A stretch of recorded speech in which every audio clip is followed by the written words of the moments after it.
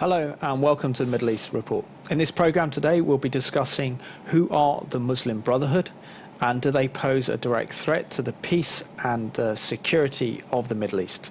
Ever since the Muslim Brotherhood have come to power in Egypt through the Egyptian presidential elections, there's been very little discussion in the mainstream media as to the true nature of the Muslim Brotherhood, their religious creed, and also the policies in which they want to pursue, not only for Egypt, but for the entire Arab world. So for joining me in this programme today, I'm joined by Mudar Zakhan, who is Jordanian Palestinian, and a very leading academic and political leader back in Jordan. Mudar, I would say backed by popular demand. So many of our viewers enjoyed the last interview we had together talking about the Palestinian issue and talking about the situation that Palestinians find themselves in Jordan. Thank you very much for having me. It's a pleasure. Just want to start the programme again. Can you just a little bit refresh some of our viewers' memories to those who don't know you, particularly your background as a Palestinian Jordanian and how you really became such a strong, courageous man for truth and for peace in the Middle East? Well, thanks for asking, but I think there is some sort of a renaissance. Some people, many out there, they want change in our region, and particularly in relation to our religion and ethnicity, the Arabs of the Middle East, particularly the Muslims. There are many people out there like me, but very few people dare to speak up, and rightfully so. I was a political insider in Jordan, Amman, and I was at one point close to the royal court, the King's Royal Court, and my views about the peace process, the Palestinians' rights to Jordan and in Jordan, eventually forced me to flee the country under the threat of the Jordanian intelligence 2010. I still have hope because I've been able to gather a huge base of supporters, which shows that people are willing to accept change or at least listen in the time being. There's still hope, but the tide is high and the threats are even much higher. I really want to talk about the Muslim Brotherhood, but to really set the scene, we really need to talk about the Arab Spring. And the Arab Spring really did bring an opportunity for the implementation of democracy throughout North Africa and the Arab world. But it seems to be a platform that through democracy have brought the Muslim Brotherhood and some of the more extreme Islamist parties to power in the Arab world. What is your interpretation of the Arab Spring? My interpretation of the Arab Spring is a very natural course of an outcome. When communism overlived its shelf life and came to a point where it collapsed with a domino effect going all the way down, scrolling through all communist countries, including the USSR, it happened quickly, and it brought different people into power. Sometimes these expected people, like for example, in Poland after communism, and this is what's happened in the Middle East. We have dictatorships that has been ruling the Arab and Muslim countries with an iron fist for a very long time, and it eventually ended up with people exploding and taking the initiative to change their circumstances.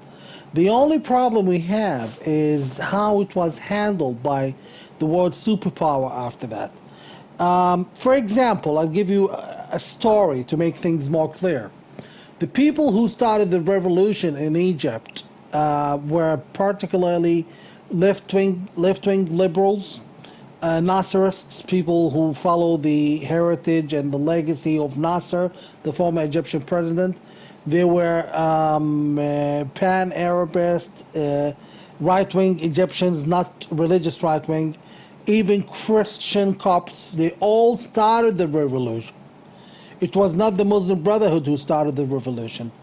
And the Muslim Brotherhood, right through the second week of the revolution, was still not taking side and not joining people through the protests in Tahrir Square. Eventually, when they saw that there is a good chance, possibly a good chance that Mubarak will fall, they announced that they were now with the revolution. But when it still was hard and harsh, they never took part in the revolution. Now, they've turned their back to the revolution at the beginning, but eventually, because they had the finances, because they had the organization, because they had the political vehicle, because they had the ability to organize and utilize the resources efficiently, eventually they put a Muslim Brotherhood member in the presidential palace of Egypt. So the same situation had happened in Tunisia. People who organized the Facebook revolution in Tunisia were usually people who are very liberal, very moderate, very secular in nature, and eventually people who came to rule the country were the Islamists. Why are the Islamists ruling? If we see people who are seculars and able to put together a huge number of protesters enough to topple a dictator, why are we ending up with Islamists in power? For two reasons. The Islamists were well prepared for the operation. They've been prepared since 1928 when the Muslim Brotherhood was established. Two, the American administration's ideology, and it's not only Obama, I have to be honest. Even Bush started communications with the Muslim Brotherhood, and this is documented through cables leaked through WikiLeaks, and I am a former U.S. Department of State officer in Amman, Jordan. So it's a social, a culture of acceptance within U.S. administration. The theory might be that as long as the Muslim Brotherhood is not bombing us, not knocking down buildings for the time being, we'll have to tolerate them as the best of two evils. If they look further, what they are doing now is the trick of containing the Muslim Brotherhood might make the United States and the Western world allowing that to happen. It might make them disappear. We need to go back. It's difficult to be guiding a lecture here, but the Muslim Brotherhood, you need to understand how they started. History is what rules them. The Muslim Brotherhood, they are very different from the Wahhabists. For example, Bin Laden has the Wahhabist ideology. Bomb buildings, kill infidels, etc. And establish the Khilafah to rule the world. This is the concept of the Wahhabists. The Muslim Brotherhood, they are a very sophisticated organization. They started in 1928. Their concept was clear, has always been clear. God is our destination, the Quran is our constitution, Muhammad the Prophet is our leader, and the death in the name of God is our utmost hope. So they are no different than the Taliban in the eventual destination, the outcome that they desire, an Islamic Khilafah. The only difference is how they process it. Some would like to kill you with a shotgun, and some would like to kill you with poison. So if we really look at the ideology, you mentioned earlier the foundation of the Muslim Brotherhood, founded by, is it Sheikh al-Banna? Hassan al-Banna. Hassan al-Banna in the late 1920s. How did this ideology of the Muslim Brotherhood come about, and what is its main cause and beliefs of its adherents? Well, Hassan al-Banna was a teacher, a school teacher, and an Islamic scholar. And Hassan al-Banna was fed up with the what was the Egyptian occupation, more or less, and cooperation with the monarchy of Egypt at the time. He wanted free, he wanted out, and he was a very ambitious man. We all thought of the people who established the Muslim Brotherhood and who still run it today. Many people think of him as people who would think mostly of the afterlife rather than this life. But honestly, we've come to see that they're very ambitious and they were actually seeking power. Hassan al-Banna, Sheikh Hassan al-Banna, established his organization, and it spread very quickly. People joined it because since the first day, the Muslim Brotherhood under al-Banna, they had one concept. They are wonderful organizers. They can organize groups in such a wonderful way, and they can always recruit members in a very intellectually advanced fashion. This is their strongest bone. What has driven them further is the desire to establish the caliphate or the khilafah, And within the first, I think, few years since Al-Banna established the Muslim Brotherhood, the number of his followers were 2 million. That's phenomenal. The Egyptian nation then was about in the range of 70 million people or less. And since then, they have been working slowly. At the beginning, they started using bombs and guns, and look how quickly the Muslim Brotherhood is able to learn. It's a living institution. They learn. When they found out that they cannot beat the Egyptian government, they simply gave up on the guns and weapons, and they started using ideology slowly but surely. This is how they have been surviving all that time. When the U.S., the world has been cracking on Al-Qaeda, Hezbollah, Hamas, and so on, and Hamas is a part of them. Hamas is their subsidiary. They have been inviting the Muslim Brotherhood members into the White House. Which is very, very troubling. You talked about the Khalifa. Now, the Khalifa ended, didn't it, with the Ottoman Empire in Turkey when the Ottoman Empire decided to align itself with the Germans in World War I, which really brought an end when Kemal Ataturk came to power in Turkey, ended the Khalifa. What is the Khalifa? Because we often hear that Mohammed Morsi, the new Egyptian president, who's part of the Muslim Brotherhood, and other groups like Hizb ut-Tahrir call for the establishment of the Khalifa. Before I answer your question, I need to make a personal statement. I am a devout Muslim. Again, just like I said the last time, I pray, and I say all the time, I pray 5 times a day, and I'm very close to my religion. Nonetheless, I definitely do have a genuine problem with the political side of the religion, and Islam is a political religion. You need to understand before you ask about Khilafah that Islam by itself is a political religion. Islam seeks to politically rule the world, all of it, and eventually establish a just Sharia law, a just system that treats people equally and fairly according to Islam, and that's how there will be peace in the world. So this is the concept of the religion of peace, actually bringing peace through wars, more or less. And that concept is well founded in the Quran. That by itself is what drives that a Khalifa is a ruler. It's a political position.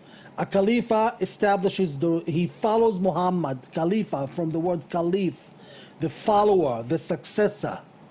Khalifa means the successor of Muhammad. The successor of Muhammad must implement Muhammad's ways of doing things, and he must be able to launch jihad in order to, 2 sorts of jihad, 2 types. One, to stop an enemy from attacking us, and the other is to go after the enemy and occupy the land or get jizya, which is dangeld, if that's the right word here. And so a Khalifa has to establish jihad, has to apply Sharia law, and has to follow and observe the welfare of his subjects. It is a political job. He's the boss, the commander-in-chief, the president, the prime minister. So any Islamic person or an Islamist in that position of a president like Mr. Morsi is considered a Khalifa, or at least is acting as much as he or she could, of course most likely it will be a he, to establish and fulfill Khilafah. And it's also interesting to note as well, when we look at the origins of the Muslim Brotherhood, there was a very close tie between the Muslim Brotherhood and the Nazis in the 1930s.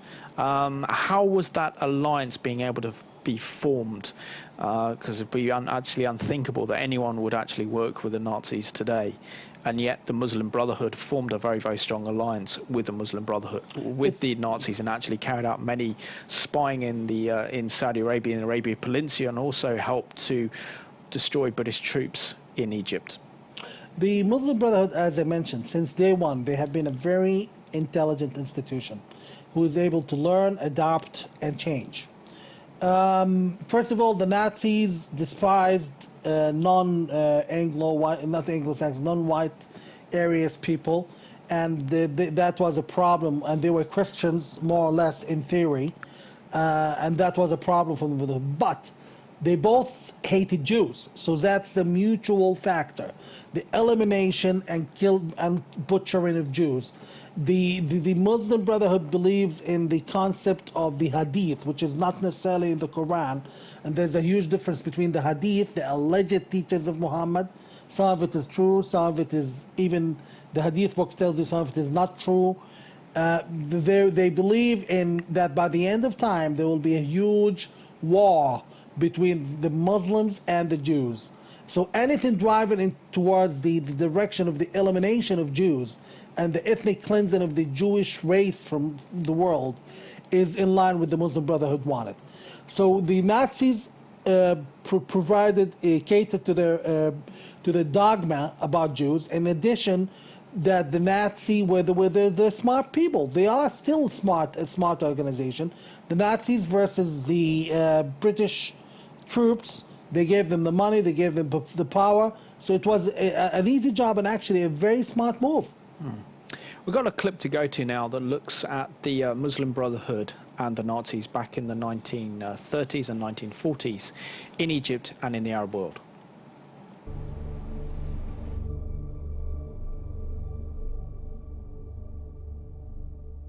Here is a critical point that is generally overlooked.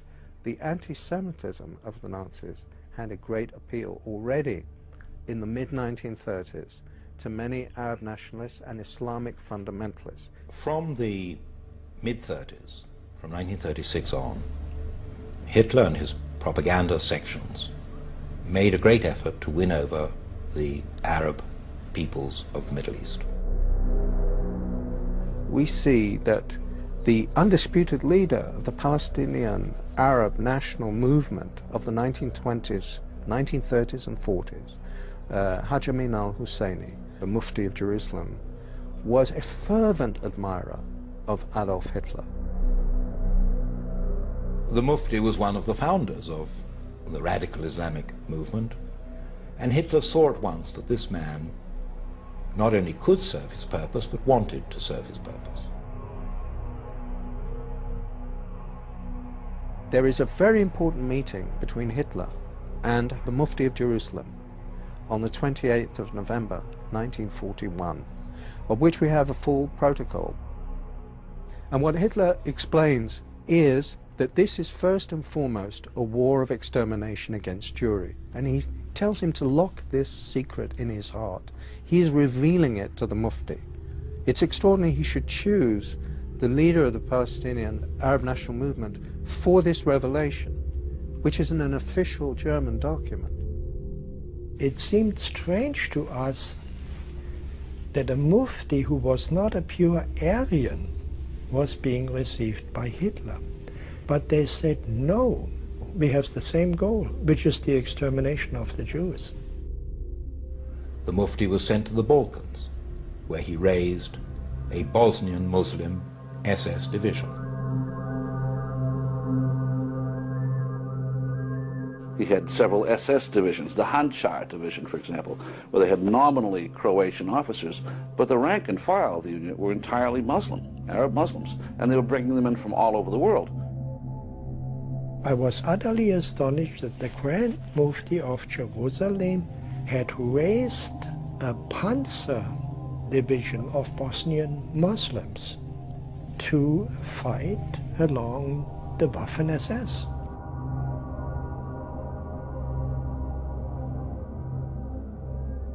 The fanatic Muslim world and Hitler both agreed that no ideology can exist beyond theirs. It's all-encompassing. A secular dogma like Nazism is less dangerous than this Islamofascism that we see today. It's less dangerous because Islamofascism has a religious twist to it. It says God the Almighty ordered you to do this, not the Führer, you know. So it is way more dangerous. It's trying to grow itself in 55 Muslim states. So potentially you could have a success rate of several Nazi Germanys if these people get their way. Hitler's gone and dead. The German people are not the Nazis of 1944, but the Muslims have never wavered in their goal, which really is, if they possibly could, to kill all of the Jews. I'm convinced of that. If radical Islamic fundamentalists had their way, we would have another Holocaust. There's absolutely no doubt about that. If Al-Qaeda could produce it, they would. But what begins with the Jews never ends with the Jews, as the West, and Europe in particular, is slowly but surely beginning to understand. Welcome back to the Middle East report. Mudar, we saw that very powerful historic clip that the Grand Mufti of Jerusalem, Al-Husseini, who was a very prominent member of the Muslim Brotherhood. He was also the uncle of Yasser Arafat there, in alliance with Hitler, certainly wanting to carry out and help Hitler to find the final solution to the so-called Jewish problem. Where does this anti-Semitism come from at the heart of the beliefs of the Muslim Brotherhood? Well, you mentioned Yasser Arafat as being a relative to the Mufti. I am too an indirect relative to the Mufti. My cousins are his grandchildren, and through marriage we're related to the family, to the direct family of the Mufti. The hatred begins with the teachings of the Hadith, the Islamic teachings. It's basic. In the Quran, it's a completely different discussion. In the Quran, there are good things to say about the Jews and bad things to say about the Jews. There are good things to say about the Jews in general. For example, the cow, the chapter of the cow says, Jews were the chosen people of God. We have chosen you all over all other people. That's what God says in the Quran, according to us. And then there's the Isra chapter, in which God dictates that they should have taken the land, which is the land of Israel, and so on. But on the other hand, there's a very ill description of the Jews of Medina, who were more or less political and economic rivals of Muhammad. And there's so Jews of Moses, Jews of other, they were good in the Quran. Jews of the Medina were bad. And then we have the Hadith. The Hadith, for example, I'll give you one example. Studying in Jordan, we had one. You need to understand the Muslim Brotherhood in Jordan have always controlled the Ministry of Education under and the blessings of the Hashemites of Jordan. I remember one thing there was in our book. It says, Muhammad once said, if a Muslim and a Jew are together in a separate place, that Jew will most likely think of killing the Muslim. And there's a small star next to it, and underneath it says, by the way, this is a weak hadith that Muhammad probably never said. That's in very fine print underneath. So the teachings are quite in place and very well utilized into hating Jews and having a rivalry with Jews. So they've just built up in that. They need the hatred to move forward. And this is the very dangerous thing. For example, I respect what many people say in your clip, but you need to understand, this is not about Jews. What we've just heard, some people you've just showed now, they said interesting stuff. I didn't necessarily agree with Mr. Schweibat about the way he analyzes things, but the most interesting remark was, what starts with Jews does not end with Jews. The ideology is not necessarily against Jews. The ideology is against anyone who is an infidel, a non-Muslim, and now the Muslim Brotherhood have improved it. They're not only against anyone who's not Muslim, they are against anyone who's not a Muslim Brotherhood. My experience with him, dealing with him firsthand in Jordan, Egypt, and elsewhere, and even in the United Kingdom, which, by the way, they are very strong here. You are either Muslim Brotherhood or not. It's like a cult. So it's much more than that. And now it's manifesting itself through a politically legitimate approach. With words like Islam is democracy, with concepts like, we will keep the peace treaty with Israel, we will not attack the United States, we don't support terrorism. For how long and to what extent? Let me conclude. Those people think long term. They wanted to capture Egypt, to control Egypt. They started in 1928 and they made it in 2012. Those people have patience. I can never tell you where will they be 60 years from now. Will they take control of Pakistan and get Pakistan's nuclear bomb? Will they eventually be reviving the shores of Spain? You never know. But things don't look good if they remain the way they are today. We've got a clip to go to now that's produced by Glenn Beck, and it's a warning about the Muslim Brotherhood. The Obama administration says the Muslim Brotherhood is mostly secular. The Muslim Brotherhood is mostly secular. And he says also that they're a legitimate political organization. They even invited the Muslim Brotherhood to the White House. Tried to find a picture, can't find a picture. It's amazing. The guy whose party is running the president in Egypt, that you're going to meet here in a second, this guy, his minions, come over to the White House from the other side of the globe and they don't take a single picture. Isn't that weird? Of course, we had a hard time finding pictures of the Dalai Lama. There's no pictures with the president with the Dalai Lama, you know, because they had to get him out by the trash cans. But at least there's that. Just a couple of weeks ago, Muslim Brotherhood in the White House. John Kerry went over to Egypt to meet with the Brotherhood just last week. I said they were a radical organization that wants to destroy Israel and establish a global caliphate. Well, let's put a final nail in that coffin. Let's just settle this dispute once and for all. And again, I'm not going to make the argument. I'm just going to use their own words. I'm going to show you something that happened at a political rally for the guy from the Muslim Brotherhood that is running for president of Egypt. He had a guy speak right before, or I think it was before him, a popular Egyptian imam.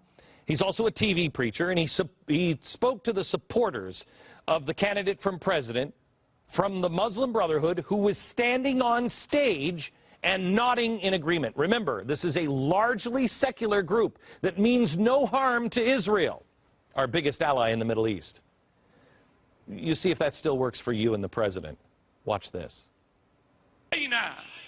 حلم الخلافة الإسلامية، حلم أرض الخلافة يتحقق بإذن الله على يد الدكتور محمد مرسي ومن معه من إخوانه وجماعته وحزبه.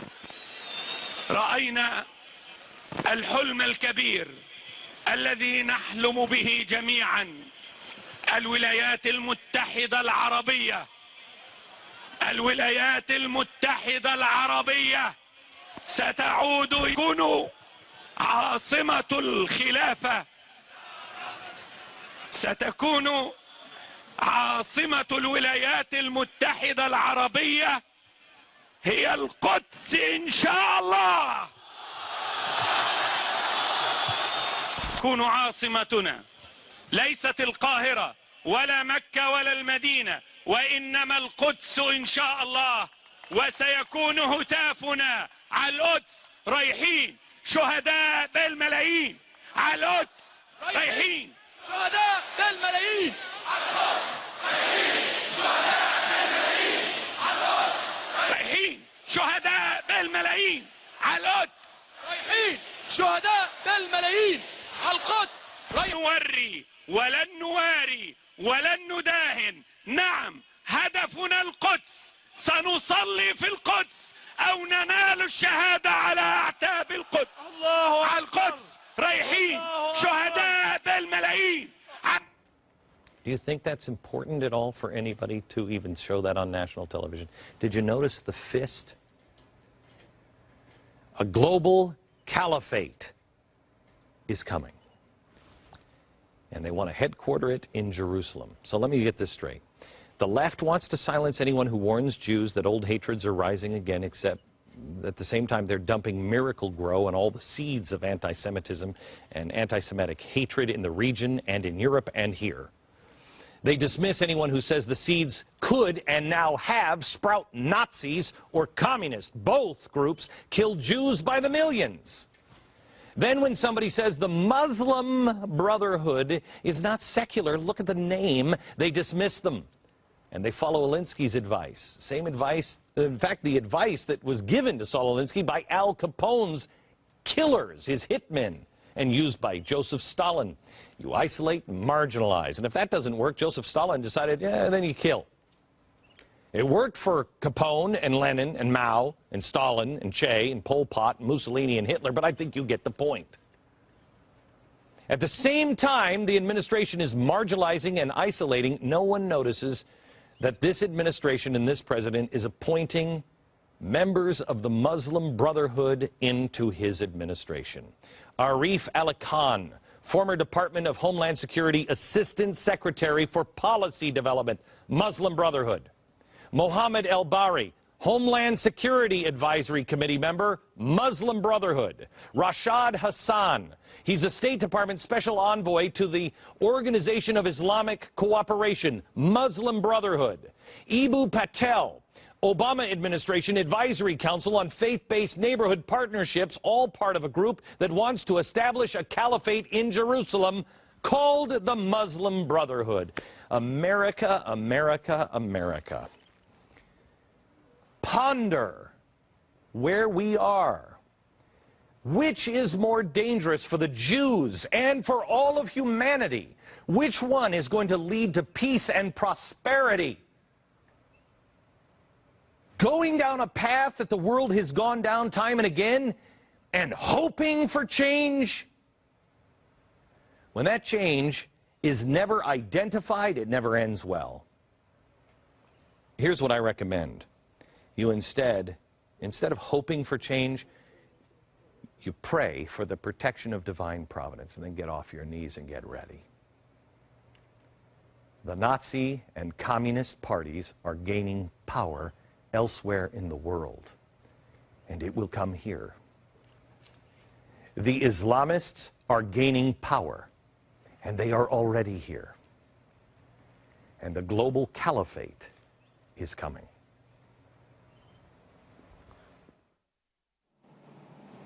Welcome back to the Middle East Report. We saw Glenn Beck there portray a very, very chilling message that I believe that we should all adhere, that there is a revolution going on in the Arab world and the Middle East. Very few of us are really aware of what's happening. Certainly our political leaders and the mainstream media don't seem to be reporting on the danger that we actually face. Mudawa, we just saw in that clip there, very, very troubling clip, where Glenn Beck really presented the fact that the Muslim Brotherhood have penetrated the US administration, even advising the US administration and President Obama on terrorism and counterterrorism strategies. And the Obama administration is actually in open dialogue with the Muslim Brotherhood. Now, won't this have a detrimental impact upon moderate Muslims and liberals across the Middle East? Well, it's been very devastating to us, to be honest. For example, the moderate Muslims in Egypt, they were struggling to find a place. The seculars, at least the not so fundamentalist Muslims, they were all against the Muslim Brotherhood, because for the Muslim Brotherhood, it's either that you are with them or against them. There's no in between, and therefore they had many enemies. Nonetheless, the United States seems to welcome the Muslim Brotherhood and seems to not to invest any political weight with the military council rule in Egypt towards not allowing terrorists, as we have witnessed, to come to power. Many of the Muslims, the moderate Muslims, are being fed to the wolf, thrown under the bus. For example, there is a revolution now in Syria. The people who are leading the revolution, very few of them are Muslim Brotherhood. In fact, there are a lot of Christians in the revolution. Nonetheless, nobody seems to be helping them, and the New York Post, Wall Street Journal once reported that the Muslim Brotherhood is about the only organized opposition front with the Syrian revolution. So they're not doing the fighting, but when the fighting is over and Assad is gone, we will end up with the Muslim Brotherhood taking over, because they are the only one organized and the only one with the protection and the money, and most of it money coming from U.S. allies like Qatar, and Saudi Arabia, even though I can understand much of their view because it's in line with what their ally, the United States, is allowing and suggesting. And they also, Qatar and Saudi, are using the best of two evils. They would take the Muslim Brotherhood of Al-Qaeda, and the same thing is doing Obama. Obama, the administration should somewhat rethink a strategy to support or at least give equal opportunity to non-Islamists who are leading the Arab Spring revolutions. Jordan, the Muslim Brotherhood, are the allies of the Hashemites. They have been cooperating with the Hashemites for 60 years. The Hashemites are going to the Western media telling them, well, if we go away, the Muslim Brotherhood would rule. Therefore, you should never allow the Palestinians to rule their own country in Jordan. Eventually, we are leading the protest today. We, the seculars, the non-Islamists, I can give you names. We are leading the protest. We are getting beaten, jailed, and on occasions killed. And there was a very beautiful young woman, Inas Musallam. She's a leftist. She's not even Islamist. She's not much to do with Islamic values, and she was stabbed. So we are getting hurt, crushed by the regime. The regime will fall. When it falls, we would be very alarmed if the United States would allow the Muslim Brotherhood to take over the country that has the longest borders with Israel. That would not serve peace. We, the non-Islamists, are not being given a chance, and we are being left to ourselves in a deserted island of facing the Islamists in the Middle East. Yeah. But isn't there a great danger, really, when we look at the Muslim Brotherhood and out of the Muslim Brotherhood, we've had Hamas come out of the Muslim Brotherhood. The current leader of Al-Qaeda is also a former member of the Muslim Brotherhood. And it spurns terrorist organizations. Now, isn't there absolutely terrifying consequences if the Muslim Brotherhood consolidate power in Egypt, if they are then take control of Syria, take control of North Africa, and then the entire Arab world? What kind of world will we be living in if the Muslim Brotherhood achieve their objectives and actually create the establishment of the caliphate in the Arab world? It's not an issue of if. They are moving rigorously on the track of achieving what you've just mentioned at the end goal, possibly sooner than you think. Their main destination is Pakistan. If they can make it to Pakistan and eventually get rid of the military's control of political life and get their hands on in Pakistan's nuclear bomb. This is one of their main goals. But you need to understand they're also active in countries you would never expect, like Kuwait and United Arab Emirates. Bahrain, rich Bahrain, Saudi Arabia. They're active in countries where people are so rich to think about politics. So they are moving. They are a much faster machine, and they are more able to adapt than any other political organization now present in the Middle East. And they obviously have outwitted the U.S. government. For two U.S. presidents, Bush and Obama, both have had connections with the Muslim Brotherhood or apparent tolerance of them. What will happen is very simple. The concept of political Islam is controlling the entire world and forcing Sharia law on the entire universe. People, while they are so busy fighting Al-Qaeda, the greatest achievement Al-Qaeda was able to do was knocking down 2 buildings in the United States, killing a few thousand people, a horrible event. But Al-Qaeda would probably never be able to defeat the United States as a superpower, or they will never be able to exterminate Jews all over the world or in Israel. While the Muslim Brotherhood, they are moving slowly like a poison. Like, for example, I would call it an active radiation poison, where it's slow, it's sure, and eventually it's reaching its goal. You want to know what they want? Just read their mission statement. They want women in London and women in Amman, Jordan, as well as women in Cape Town, South Africa, to go under Sharia law. They want non-Islamist banks to shut down. They want us living by their rules, which is not only the Sharia law, there is the Muslim Brotherhood law. You need to understand. The Muslim Brotherhood is not only an Islamic society. They are a cult. They are following the wrong version of Islam, more or less. They will force all of us to either be with them or against them. This is a threat to mankind, and I will conclude with one thing. If they eventually get their hands on Pakistan's government, which is Pakistan's nuclear bomb, the Muslim Brotherhood will be the only, with Pakistan under their control, they would be the only country in the world that has a nuclear weapon which could care less for the consequences of launching a nuclear attack. North Korea, it's got a crazy leader. He will never launch a nuclear attack swiftly because he is afraid of the consequences. He wants to enjoy this life on earth. The Muslim Brotherhood and its likes rule in a country like Pakistan or eventually a big country like Egypt. You never know. Are we going to hear about the Egyptian nuclear program very soon? You never know. But if that happens, they will be the strongest country in the world because they can launch a nuclear attack anywhere and care less what's going to happen next. They're going to hold the world hostage. Very profound what you're saying there, Mudar. We've got a clip now to go to that this is Mohammed Morsi, who's the Egyptian Muslim Brotherhood president in Egypt, and this is his own words in Arabic.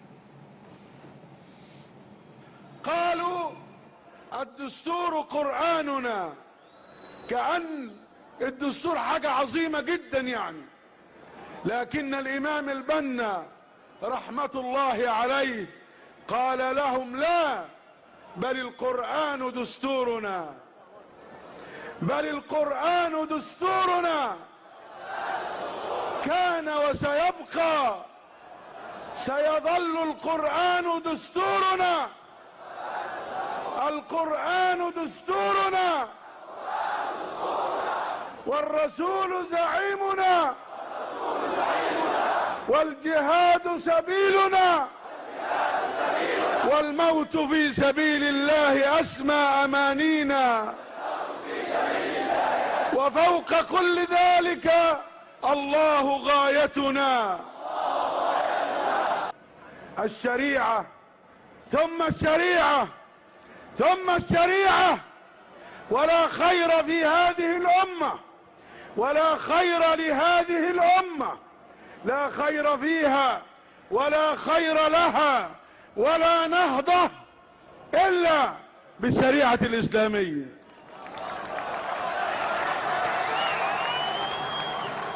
أعاهد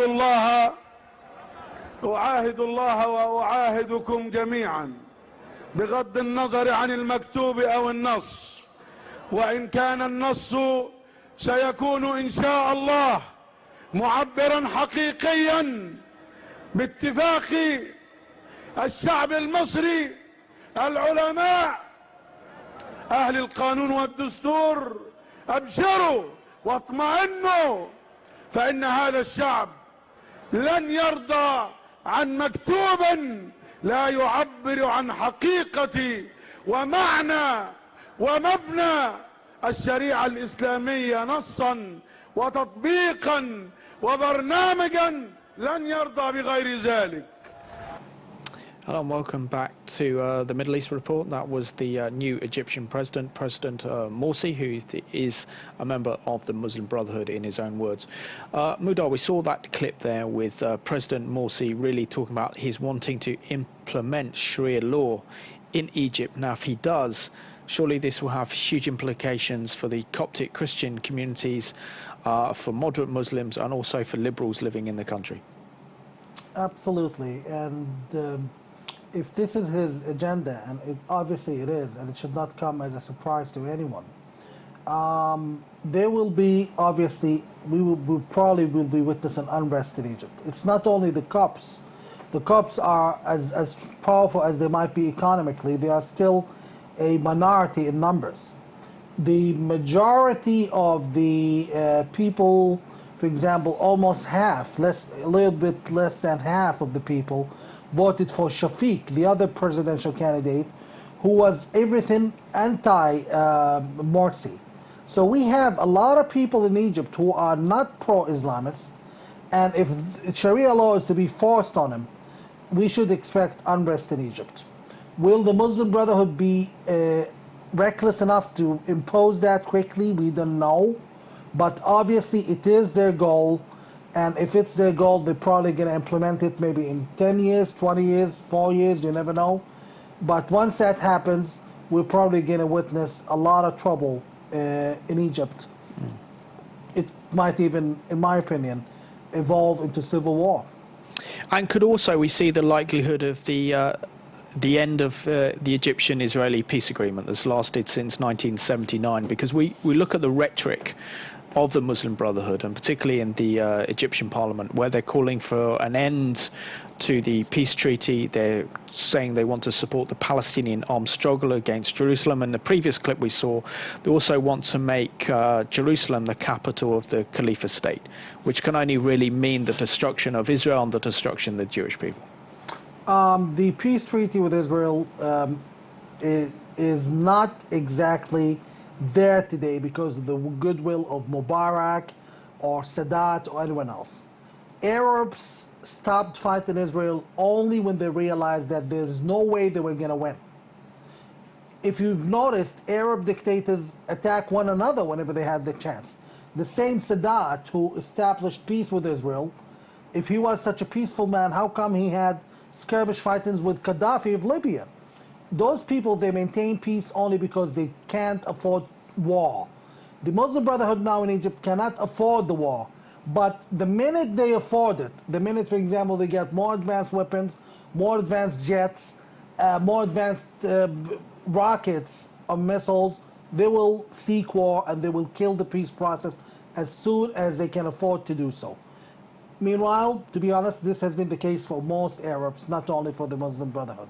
But today, with the Muslim Brotherhood, Egyptian government being the fourth largest F-16 operator of the world, the F-16 and a very advanced American fighter jet, that's quite irregular and sounds very, very disturbing.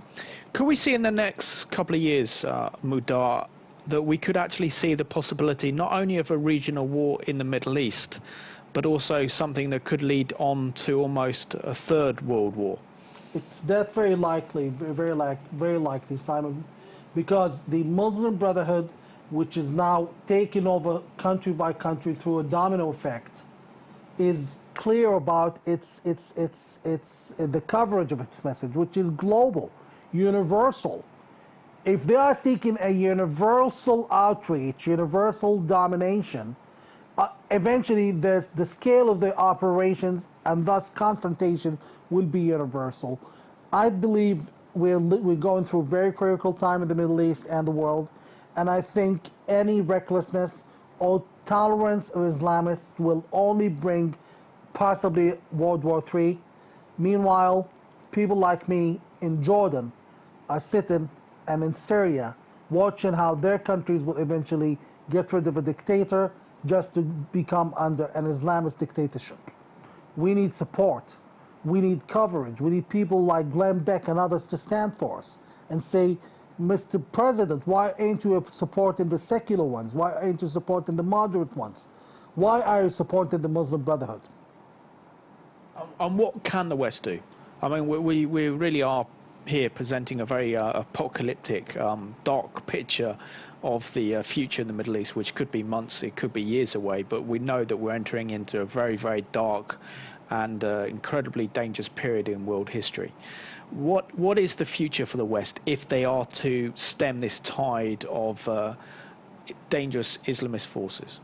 I've said that several times in my articles with either the Jerusalem Post or the Gaystone Institution. There must be support. There must be some media and financial support that's systematic to the non-Islamists involved in the Arab Spring. That's the only way to do it. The dictators will not stay in power. There's no way to keep him in power anymore. The funding, the support should be provided to the non-Islamists, and the United States government should at least play an equal opportunity communicator by communicating with both the Islamists and the non-Islamists. Just want to thank you very much for being my guest again today on the Middle East Report, Mudar. And it's great to have your insight and your perception about what's actually going on, what's happening, and certainly your knowledge and your insight into the Muslim Brotherhood, because it seems that we are in very, very dangerous and precarious times, and there is a real battle going on for Jerusalem. So I just want to thank you all for watching today's Middle East Report. I think this is one of the more special programs that I've actually produced on the Middle East Report today, looking at the Muslim Brotherhood. And it's important that we arm ourselves with knowledge, that we understand what's happening not only in the world that we're living in, but particularly in the Middle East, and understand right now that there is a real battle for Jerusalem.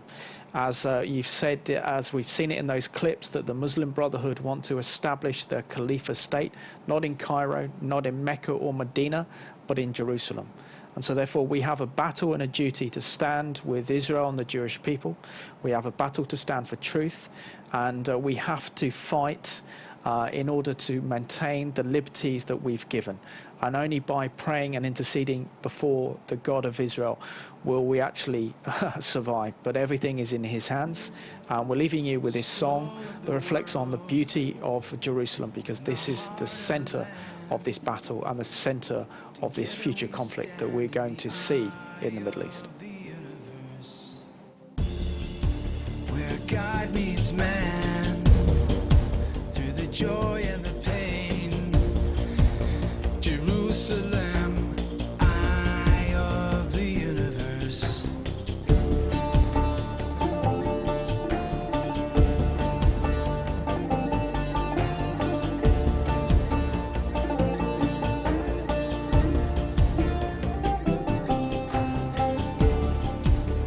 City of peace between the body and the soul, and the heavens and the earth between one another. And please God, soon with the nations of the world, people pray. No more need to fight, and our godly light will shine even brighter and revive the life. Oh, Yerushalayim. I can't explain, but I've never felt this way.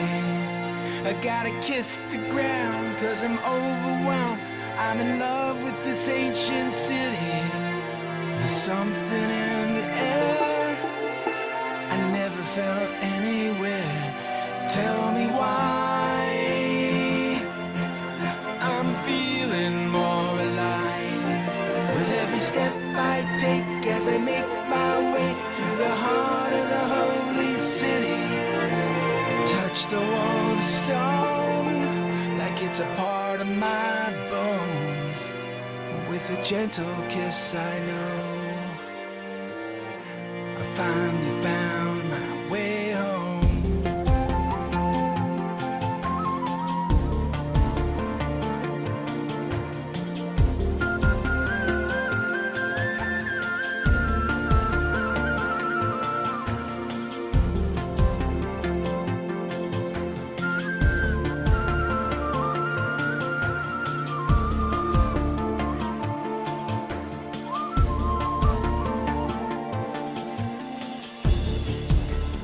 Prophets and the kings in the temple worshiping.